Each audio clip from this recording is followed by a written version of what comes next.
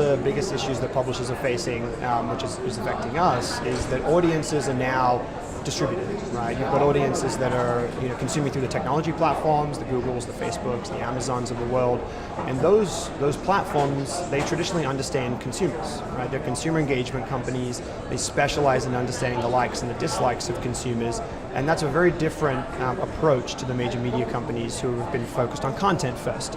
And it's absolutely fascinating to look that $1 trillion of market cap has shifted in the last 3 to 4 years, and it's really shifted from the major, 4 major media companies, and it's transitioned directly to the technology companies. And one of the things that we're trying to help the major media companies understand is you need to understand how to engage a consumer. You need to know the likes and the dislikes. What do they watch? What resonates? And not only do you need to know those things, you need to make them actionable, and you need to serve the right content, the right advertising to the right consumer to give a more holistic, full circle experience to that viewer. The way I think that you can actually help the major media companies make that transition is helping them understand to first track the consumer. Understand when a user enters your platform, your portal, what content do they view, what content is resonating with that individual, what are the likes and the dislikes. And a lot of these things have been mostly blind to a lot of the media companies over the last 4 to 5 years. So I think that's number one, because it spurs the investments. You're investing in content creation, you need to understand what content is resonating with those audiences. So that's number one. Once you have that data, you can then begin to use that data on your advertising side. So media companies specialize in creating content, distributing it to consumers, and creating entry points for marketers. So once you understand the consumer, you can then surface that data to the advertising side to create engaging marketing opportunities, storytelling options.